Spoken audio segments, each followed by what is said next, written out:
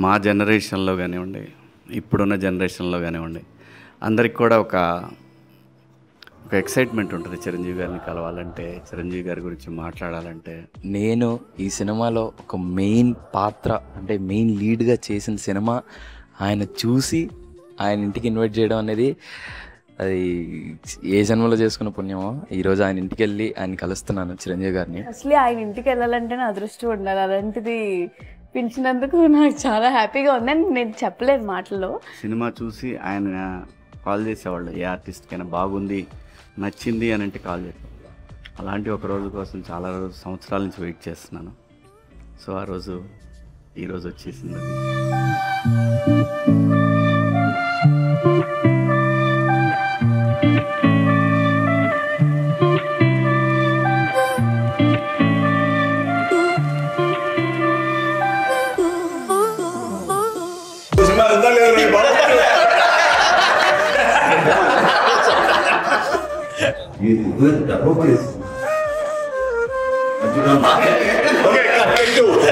నిన్న చూసిన తర్వాత ఎక్కడ బోర్డమ్ అనే మాట వదిలేసేయండి, లూజ్ అంటే అది కూడా లేదు, అంత బిగువుగా పట్టు టైట్గా ఉంది.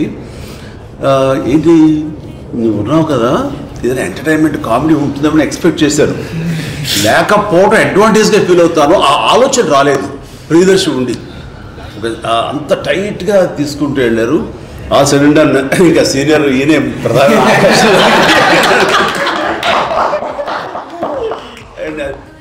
మరీ మరీ క్రూయల్గా చేసేసాడు. చిన్నపిల్లలు ఫెంటాస్టిక్ అమ్మా, మీ ఇద్దరు చాలా చాలా బాగా చేశారు. క్యారెక్టర్ అబ్బాయి చేయటం కానీ ఆ సెటిల్డ్వి ఎక్కడ ఓవర్గా చేయకుండా ఆ లోపల ఎంత మదన పడతారో కళ్ళల్లో కోర్టులు నించుని చిన్న జీర కళ్ళల్లో అది కనబడుతుంటే మనకి చాలా గుండె పిండేస్తుంటాం. అంత బాగా చేశాడు, ఎక్కడ ఓవర్ చేయలేదు. పూర్వతరం ఉన్నప్పుడు మాసిగా చేశారు అంటే బాగా చేశారు. ఒక విలేజ్ అండ్ ఆ టైప్ ఆఫ్ అమ్మాయి ఎలా రియాక్ట్ అవుతారో ఆ ఏజ్ వాళ్ళు అలాగే రియాక్ట్ అయింది చక్కగా. అండ్ టోటల్గా అందరూ ఈ అద్భుతం. కేవలం ఏదో ఎంటర్టైన్మెంట్ సినిమా కాకుండా ఎడ్యుకేటివ్ ఫిల్మ్గా, ఎడ్యుకేటివ్ కోర్టు డ్రామా ఫిల్మ్గానే అనుకుంటాను.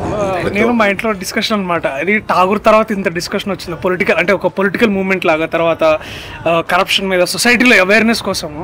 And then suddenly everybody talking about law and educating people with law. అంటే దీంట్లో ఆ డైలాగ్ చాలా మంది మాట్లాడుతున్నారు అనేది, ఇది చదువు రాకపోయినా చట్టం మాత్రం తెలియాలని. చాలా మంచి సినిమా.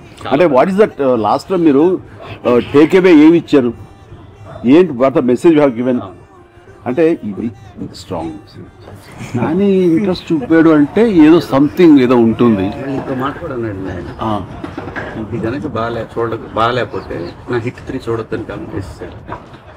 So confident.